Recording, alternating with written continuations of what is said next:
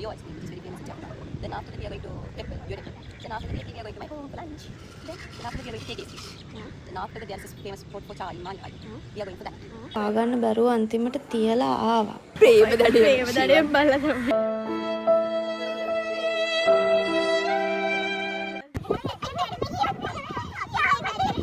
ජස්න හරකෙක් උඩ කපුටෙක් ඉනෝ දැකලා තියෙනවා. අරම තමයි. චාය එකයි පූරි එකයි තමයි මං ආසම. Hello ළමයි, welcome to the second day of our Jaffna vlog. ඉතින් අපි දෙවෙනි දවසේ පටන් ගත්තේ නල්ලූර් කෝවිලෙන්. මෙතන ඇතුළේ නම් ෆොටෝස් ගන්න දෙන්නේ නැහැ. ඒක නිසා එළිය ටික විතරයි පෙන්වන්න පුළුවන්. මේකේ තව වැඩ කරන නිසා උඩ ටික වහලා තිබ්බේ. ඒක නිසා ඔක්කොම පේන්නේ නැහැ. අපි ඉතින් කෝවිල ඇතුළ බලලා එළියේ ඉඳන් ෆොටෝස් වීඩියෝස් ඔක්කොම අරගත්ත ටිකක් වෙලා. මේ අර මොකක්ද TikTok වීඩියෝ එකක් කරන්න ලෑස්ති වෙන්නේ. අර දැන නම් බිම වාඩි වෙලා හිටියා අපේ විකාර ටික ඉවර වෙනකම්.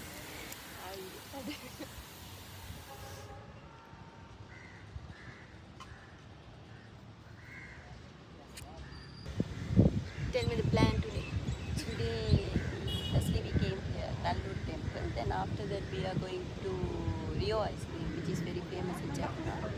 Then after that we are going to temple, your temple. Then after that directly we are going to my home for lunch. Then after that we are going to take a fish. Then after that there is a famous spot for chai in Manikai. We are going for that. I think that's the end of the day for today. At that time we will end.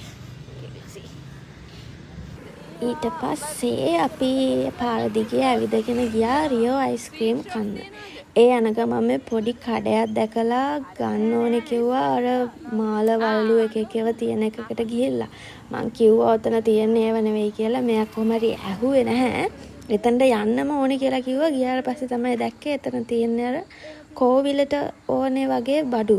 ඉතින් අපි එතන මුකුත් ගත්තේ නැහැ. ඊට පස්සේ අපි එහෙමම ගියා රියෝ අයිස්ක්‍රීම් එකට අයිස්ක්‍රීම් කන්න. කලවන්ද? චුට්ටක් අතන කිරි බලමුද? මේ සල්සි ස්වීට් ෂොප්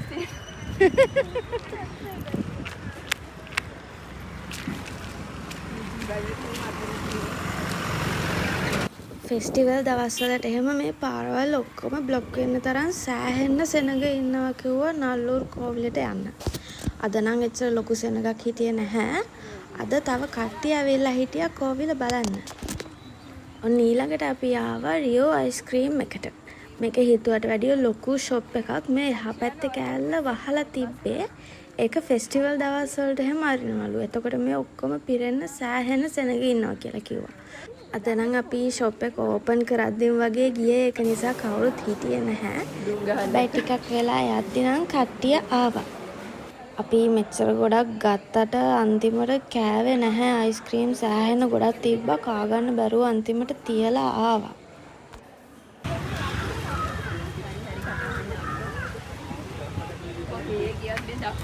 මොකක්ද කියන්නේ?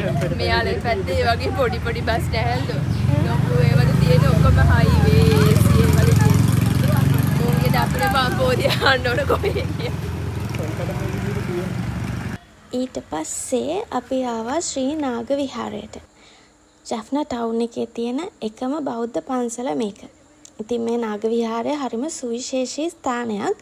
මොකද සංඝමිත්තා තෙරණින් වහන්සේ දඹදිව ඉඳන් දඹකොළපටුන වරායට ශ්‍රී මහ බෝධීන් වහන්සේ වැඩම කරාට පස්සේ දේවානම්පියතිස්ස රජතුමා මේ විහාරයට තමයි මුලින්ම බෝධීන් වහන්සේ වැඩම කරවලා තියෙන්නේ.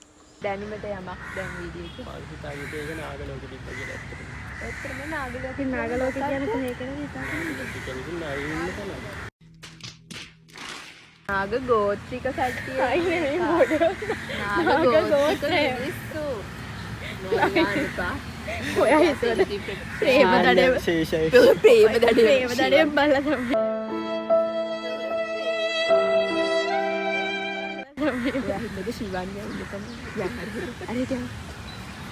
එතකොට ඒ කාලේ උතුරේ හිටපු නාග ගෝත්‍රික පිරිසකගේ ඉල්ලීමක් නිසා ශ්‍රී මහ බෝධීන් වහන්සේ මේ ස්ථානයේ සතියක් වැඩ හිඳුවලා පුද පූජා කරවලා තියෙනවා.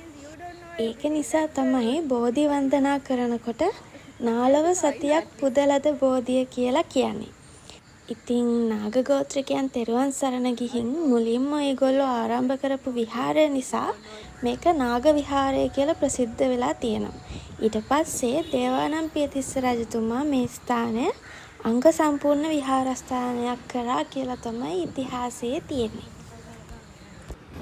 අපි විහාරයේ ටිකක් වෙලා ඉඳලා ජෆ්නා ටවුන් එකෙත් ඇවිදලා දවල් වෙලා ගියා මිකීගේ ගෙදරට දවල්ට කන්න.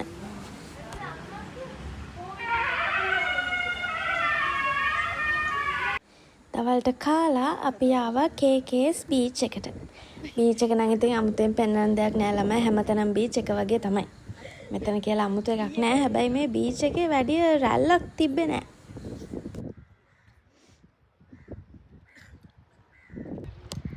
Hashan.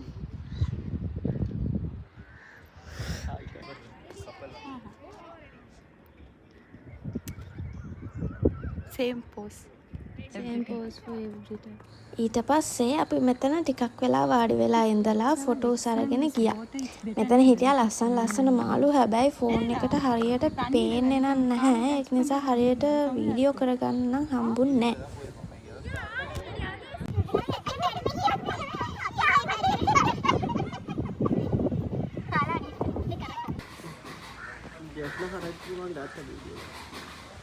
ජෆ්නා හරක් ලස්සනයි. අපි රටේ ලෝකෙ මිනිස්සුන්ට ජෆ්නා හරක් වෙන්නේ. ජෆ්නා හරකෙක් උඩ කපුටෙක් ඉන්න දැකලා තියෙනවද? අරම තමයි. ඉතින් බීච් එකේ ටිකක් වෙලා ඉඳලා අර මං කලින් පෙන්නපු පාක් එකේ ටිකක් වෙලා ඉඳලා අපි මෙතනට ඇවිල්ලා පොල් රොටි ලුණු මිරිස්සුයි කෑවා. බඩගින්න ඉඳලා කාපු නිසාද මන්ද ඒක නම් හරිම රසයි. කොහොමද ජෆ්නා වල කෑම වල හරිම අමුතු රසක් තියෙනවා. ඒක ඉතින් ජෆ්නා ඇවිල්ලාම තමයි බලන්න ඕනේ. ඊට පස්සේ චාමිනී ගියා එයාගේ යාළුවෙක්ව හම් වෙන්න ජෆ්නා යුනිවර්සිටි එකේ ඉන්න. ඉතින් එයා ඒකට ගියා. ඊට පස්සේ මමයි ශහානුයි මිකී ගියා. අද දවසේ අපේ ලාස්ට් ස්පොට් එක එංගඩ ස්පොට්. එංගඩ ස්පොට් කියන එකේ තේරුම අපේ තන කියන එකලු. එක හීනෙක හැංගිලා ඉන්නේ සිඟිදී කිරිල්ලක් පාඩුවේ ගුලිවී නුරාපෙන් සීතලේ නීදී අහසේ සරා සංසාරේ එකමත් රටක ආයේ අමාපෙන් හසකෙන් යයි පිපින්නම් පිටෙන්නම් ආදරේ වයන්නම් හදවිනාවේ. මෙන්න මෙතන තමයි එංගඩ ස්පොට් කියලා කියන්නේ. මෙතන තියෙනවා එක එක පොඩි කෑම ජාති, රෝල්, සමෝසා වගේ ඒවා, තව ස්වීට් අයිටම්ස්. එතකොට මෙතන මසාලා චාය එක තමයි රසම කියලා කිව්වේ. ඉතින් අපි ඒවා කේක් ඒවා ටිකක් try කරා හවස. උදේ වැඩක් තිබුණ නිසා තුෂීට උදේ එන්න නැහැ කියලා කිව්වා. හැබැයි හවස් වෙලා එයාත් ආවා මෙතනට. මේ තියෙන්නේ අපි හිටපු තැන. මේ බයිට් එකක් වගේ තියෙන එක නම් මට එච්චර සෙට් වුණ නැහැ. චාය එකයි පූරි එකයි තමයි මං ආසම. ඉතින් ඒ විදිහට තමයි දෙවනි දවස ඉවර වුණේ. අපි ඊළඟ දවසෙන් යමු නාගදීපේ. එහෙනම් අපි ඊළඟ වීඩියෝ එකෙන් හම්බෙමු. එතකන් බයි.